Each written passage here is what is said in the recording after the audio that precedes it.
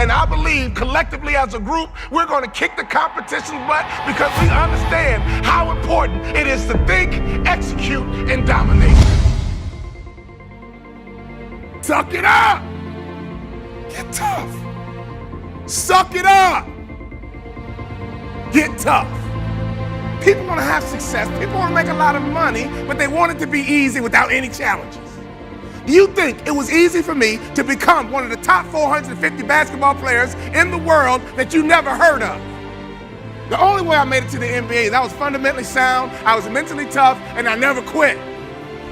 And even when I wanted to quit, I had people in my life that would make sure I didn't quit. I hired and set out the top 10 motivational speakers, watched all their videos, and I watched them one by one because I understand that if I pay attention to what the best are doing, I could be the best too. I watched game film on Michael Jordan. No matter how much I watched, I couldn't do what Michael Jordan could do. I would watch Magic Johnson. I couldn't do what Magic Johnson would do, but I sat there and had these videos. I watched Les Brown, Zig Ziglar, Tony Robbins. My whole wife was scared. I was scared. I called into my office and I said what husbands say. I said, babe, we're gonna be okay. Every month the checking account was dwindling. I said, babe, we're gonna be okay. Let's start a motivational speaking business. I go to Jerry Sloan and I say, Jerry, I'm trying to make your team, but since we don't scrimmage, I feel like I can't show you what I can do. Go to the corral, hear me clearly, listen to his answer, and it will unlock some mysteries as to how you become the best in the world at what you do over a long period of time. Jerry, I'm trying to make your team, but I feel like I can't show you what I can do. He says, Walter, I already know what you can do, but if you want to make my team, I suggest you listen, follow directions, and execute. Listen, follow directions, and execute.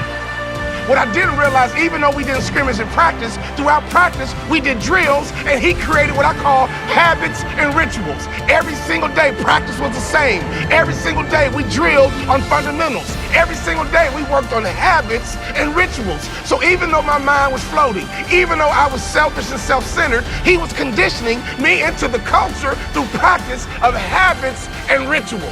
The reason why I tripled my NBA income in 3 years is because of habits and rituals. Next year, if your name didn't get called to come across the stage, I'm here to tell you they will call your name next year if you go back home and execute habits and rituals.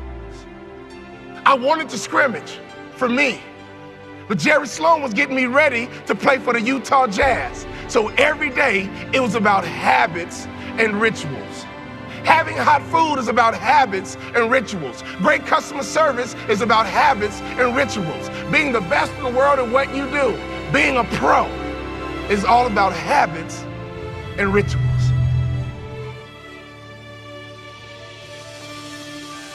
Let me tell you something. I learned a very valuable lesson when I played for the Utah Jazz. I had a point guard on my team who's arguably the best point guard in the history of the NBA. His name is John Stockton. John Stockton would go to a chiropractor 4 times a day on game day. You know what I said to myself? I'm not doing that. It doesn't take all that. John Stockton played 19 years in the NBA. I played 3. You would have thought I'd have been smart enough to watch a Hall of Famer and just shut my mouth, hop in the car, and go with them. No! My mind said, yeah, it doesn't take all that. And I would tease him. Man, John Stockton, you OCD or something? Why are you going to a chiropractor 4 times a day? He swore by his chiropractor. That man played point guard in the NBA until he was 40 years old. And he didn't retire because he got slow. He retired because he refused to wear baggy shorts. He loved his Daisy Dukes.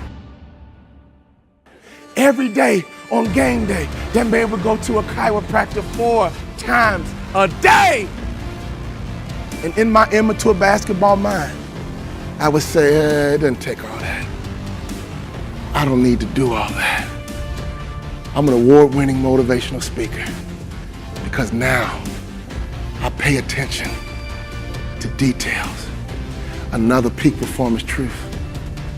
Peak performers are detail-oriented.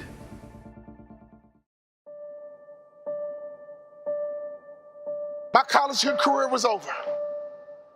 I got offered a job to become a hospital administrator. 2-year program, $75,000 job.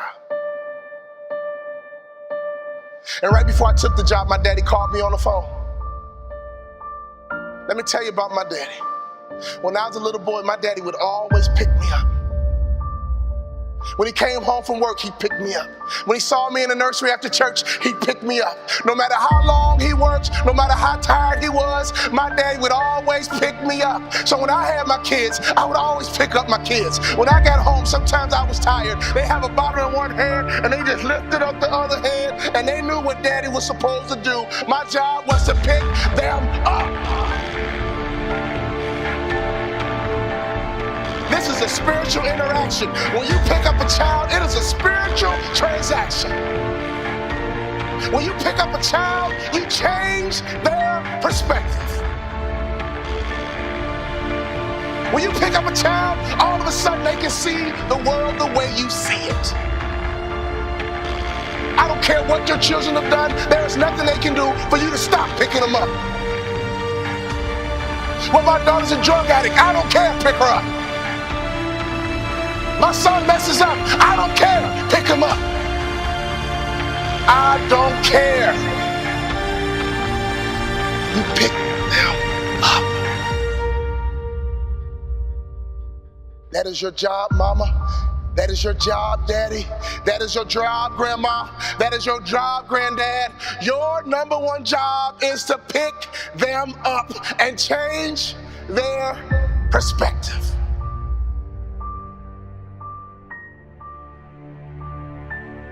My saddest day, one day, my daddy looked at me and he said, boy, you too big. I can't pick you up anymore.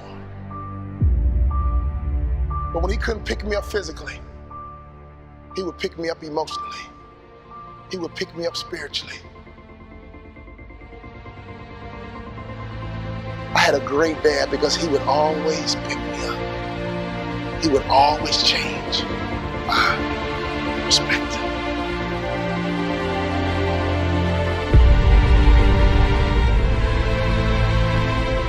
So my daddy called me on the phone, he asked me a question. He said, son, you had a tough year, what's next? I said, Dad, I'm gonna be a hospital administrator. He said, not bad, but let me ask you a question, son. Do you believe you're an NBA player? You can't outproduce your self-image, son. If you don't think so, go take the job. But if you believe you're an NBA player, go for it.